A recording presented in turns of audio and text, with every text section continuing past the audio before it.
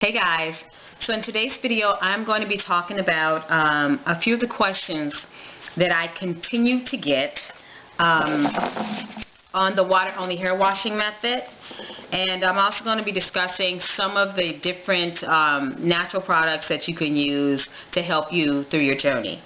Okay, but before I start that, I would like to say thank you to all my subscribers, all my viewers. When I first decided to make these videos, I was really concerned with, the backlash that I might get because this was something that wasn't really a popular thing to do. People have their preconceived notions of, what's clean and what isn't. I say thank you guys because you guys have been so supportive. Thank you for sharing the different products that have been working for you. Sometimes when I suggest different products for you to use, it doesn't always work. We all have different heads of hair, and so some things that might work for me might not work for you, and the things that you're currently doing that work for you. So that's basically what I'm going to be discussing here. And so with that said, let's get started. Oh, one more thing. Also, I wanted to come on just like I am right now to show you guys that I do not always have a good hair day. No one does. My hair is a bit of a mess right now because instead of me doing my traditional 4 braids under the shower water when I do my rinses, I was lazy, and yesterday I simply put my hair into 4 big twists. That's it. And as you guys can see, there's absolutely, I don't have any definition in my hair. It's frizzy, it is fluffy, and if I leave it like this for the remainder of the day, I'm sure to be a big mess at the end of the day. So what I plan to do after this video is just basically pull my hair back and just keep it in a puff. That's it. Tonight I will probably braid it up to get some more control over it, but as you can see right now, there isn't much control going on. It is you see what's going on here, but today is obviously a bad hair day. So let's get to some of the questions that I continue to get. Alright, hair types. Can you do this method with cottony textured hair? The answer is you can do the water-only method on any textured hair. If you have hair on your head, then you can do this method. Whether or not it's a method for you, that's another story. Not everyone is going to have the patience to go through the water-only method. In your first 2 weeks, you have a really difficult time, especially if you have a lot of hair. And I think if you have cottony textured hair, it tends to be a little bit more difficult, only because when your hair is cottony in texture, it tends to be, I think it dries out a little bit faster, and it's a little bit more difficult to manage. My hair is cottony in texture. We all produce sebum. Now, whether or not you produce a lot of sebum to very little sebum, that's a different thing. But yes, you can do this method. This method isn't for people with special hair, it's for people with hair.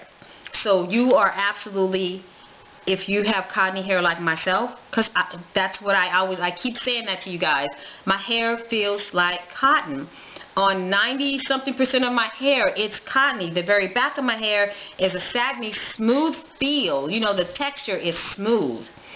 Everything else, it feels, every other part of my hair feels like a cloud, basically. It just feels like one big cloud of hair. That's what it feels like. Okay? So if you plan to do this method and you're concerned that your hair feels like cotton, then let me tell you, you can still do this method. My hair is like cotton, and I have been doing this for 8 months. So yeah, that is completely fine. It is safe for you to use it. Like I said, the first 2 weeks can be a bit difficult. Okay, so if you don't have the time or the patience then yeah, you might not want to do it when you have to be doing other things.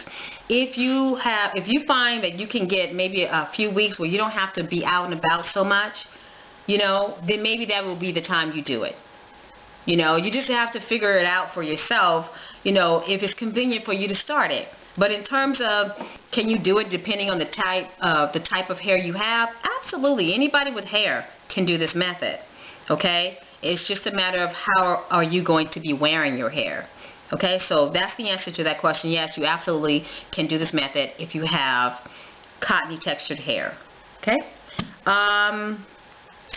Afros. Can you do this method if you want to wear your hair in afro? Yes. As I have stated several times in my comment section, my sister primarily wears her hair in afro. That is her preferred style. She water rinses almost daily, every 2 days. She water rinses, okay? But she is not a stickler for doing it every single day. And like I said, primarily she wears her hair in a fro. When she's not wearing it in a fro, she might put bantu knots. She loves bantu knots, so she does that as well. Her hair does not get, it doesn't get tangled or matted in a way that isn't normal for natural hair to get tangled, okay? Some of the ways that she prevents matting, because I know what you guys mean when you say, you know, does your hair mat up? A lot of times, my hair is very thick at the root. And what I have had my sister doing is making sure that when she is doing her water rinses, and I do this with my son too because he's also doing the water rinse, I oftentimes would tell the both of them that you have to get in there, like I'm doing right now, you have to get in there and you got to kind of pull gently like this on your root if you're going to decide to wear your hair in an afro. Even if you're not, and you find that your hair, if you have really thick hair, you have to get in there and you got to kind of pull, you know, at the root like that so that your hair does not do that matting thing. What I do with my hair to keep it from matting, when my hair is loose like this and I do my water rinses, first I braid it under the water. So that usually doesn't happen, but like today, I did the 4 twists instead of the braids. The braids actually help to get that tension and it pulls on that root a bit to stretch it. But when I did my twist, that didn't happen. My hair just I kept some of my natural curls in my hair. As you guys can see, that's what my curls look like. You know, so a lot of my curls just stayed in my hair, but it didn't stretch my root. So this morning when I took my hair down to prevent that whole packed in matting that tends to happen with our hair, I just simply did this. I grabbed a section of my hair, you know, and I made sure to kind of go like this. I just pulled. I just lightly pulled at my hair so that wouldn't happen. You know, just kind of pulled at my root area, you know, so that my hair would pull down and it wouldn't, you know, kink up on itself.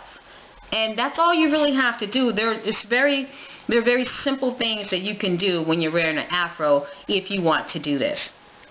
When my sister does her water rinses, she's always doing this. This is what, and I've suggested for her to do this, okay? She rinses her hair. I always tell her, lean forward. If you lean forward, you're bringing the sebum that gets trapped in the back of your neck. Leaning forward when you're doing your rinses will help bring your sebum forward to the rest of your head. Okay, so it doesn't just settle at the back. That is why so many of us tend to have really soft hair in the back.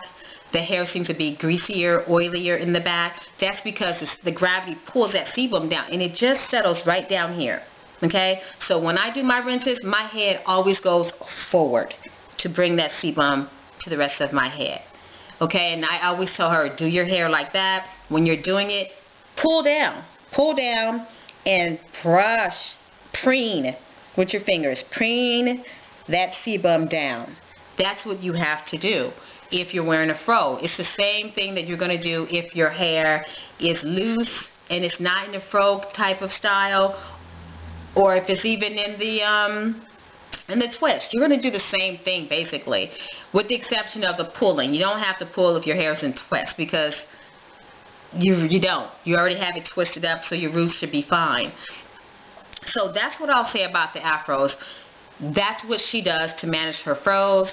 She makes sure to pull at her root when her hair has dried. She pulls like this to make sure that the hair isn't matting on itself once it's dry. She does the same thing when she's rinsing. She pulls, and then she just kind of smooths her fingers down her hair. And so, okay, so that's the answer to that question. I keep getting questions about twists, doing the twist, whether or not it's something that's a realistic thing or style that you can do and then not get tangles and knots. Okay, in one of my earlier videos, I think I'm not sure if I mentioned this, because you know sometimes I make these videos and I forget to give you guys information. Yeah, I've been doing it for such a long time that I just think I've said it when I haven't. When you first start this method, when I first started this method, because of the type of hair I have, it would not have been a very good thing for me to keep my hair loose like it is now and then call myself trying to do water rinses. I would have had a lot of breaks. It just wouldn't have been something that would have worked for me. I suggest that when you first start off with this method, for the first 2 weeks, because this is what I did. I'm only telling you what I did and what worked for me. For the first 2 weeks, I had large twists in my hair. Maybe 4, maybe 6 big fat twists. Okay, when I first started this method. And I had to retwist those twists.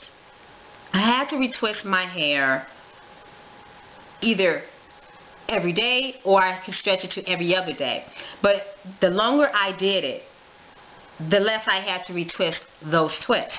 So, there are 3 ladies that I would like to say hello to, and I want to apologize if I get your names wrong, but I believe it's Giggle May, Michi, and 77 Pinky. Okay, all of these ladies have shared on my channel some of the things that they're using while they're on this method, and I just thought I would bring it to you guys to share. So because I figure, you know, sometimes some of the things that I suggest doing may not work for you guys, but some of the things that my subscribers or my viewers are sharing on my channel, that information might actually help. So I'm going to start sharing different information and different tips that are shared on my channel with you guys through my videos. Okay, Giggle May, she's using club soda to remove the chlorine from her hair and to help correct the hard water that has been affecting her hair while she's been on this method. And she's reporting that she's having really a great success by using club soda. Her hair is soft, it's manageable. I believe she even said that she leaves the club soda in her hair. So that's just a tip from her to you guys, anyone who can use it, okay?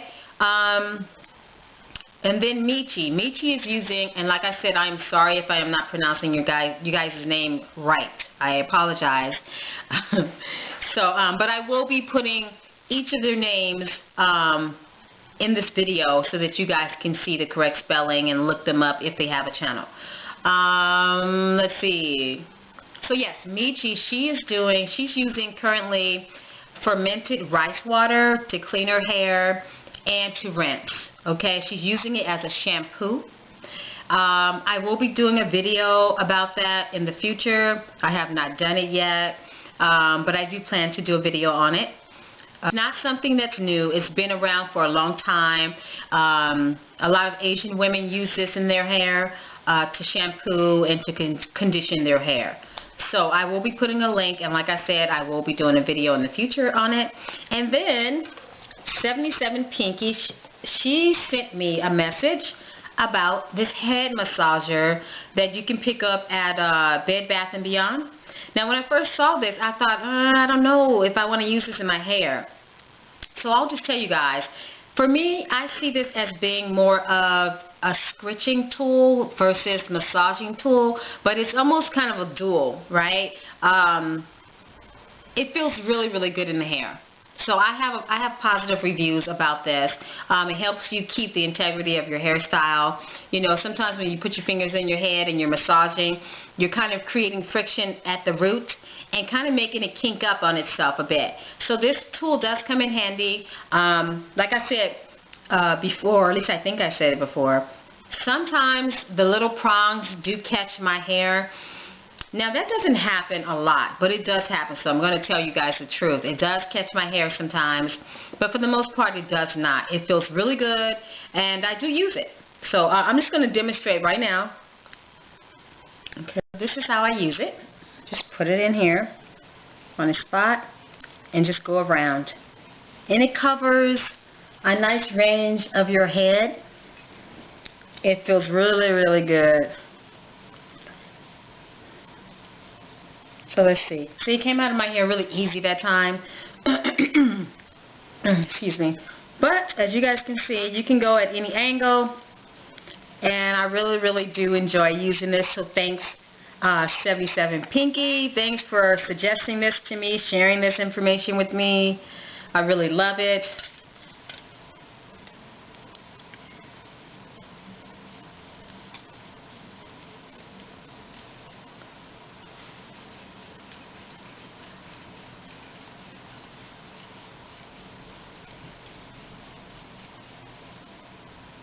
See?